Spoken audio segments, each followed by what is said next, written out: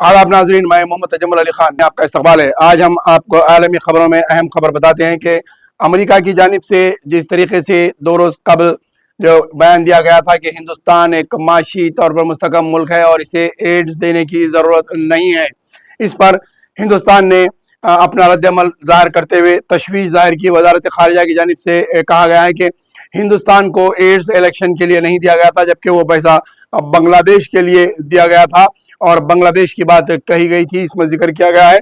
और हिंदुस्तान ने इसकी काफ़ी हद तक मदाखलत करते हुए मजम्मत की है और तशवीश ज़ाहिर की है कि ट्रंप हुकूमत का इंतज़ामिया इस तरीके से हिंदुस्तान की छवि को मुतासिर कर रहा है।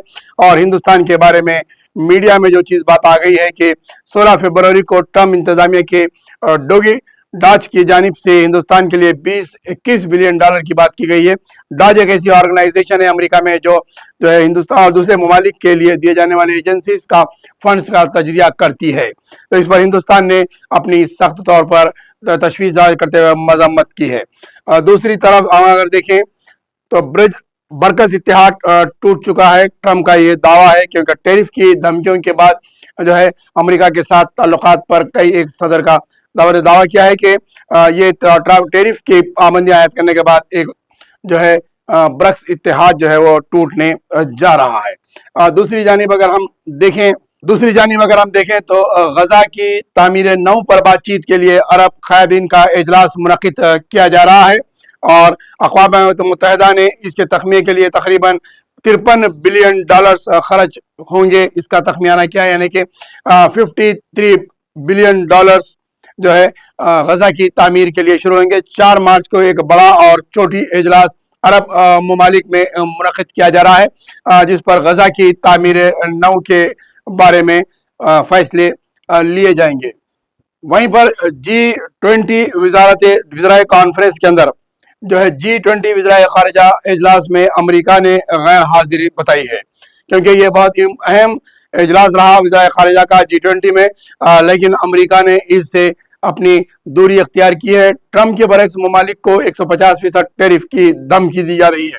जहां टैरिफ की धमकी ट्रंप की जानिब से दी जा रही है, तो वहीं G20 कॉन्फ्रेंस में अमेरिका ने दूरी अख्तियार की है। नेतन्याहू का मगरबी किनारों में फौजी ऑपरेशन तेज करने का हुक्म है।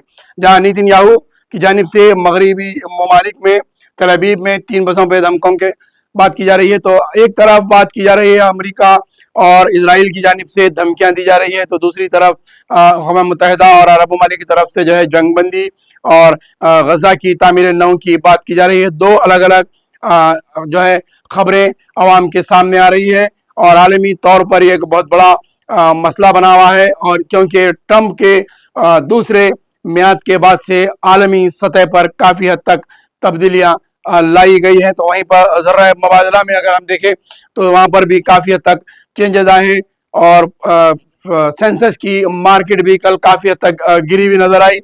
डॉलर की कीमत में इंडिया के अंदर 86 रुपीज़ तक डॉलर पहुँच गया है, तो वहीं सोने की कीमत में भी कमी आई है। यूक्रेन और जो है मदनियात की कीमतों में भी बड़ी हद तक फ़र्क पड़ा है, तो वहाँ पर तेल की कीमत मुस्तकम रही, लेकिन दूसरे जो है मादनियात जो है इस पर काफ़ी असर पड़ा है और ट्रंप की पॉलिसीज़ की वजह से आलमी माशियत के ऊपर काफ़ी हद तक असर पड़ा है।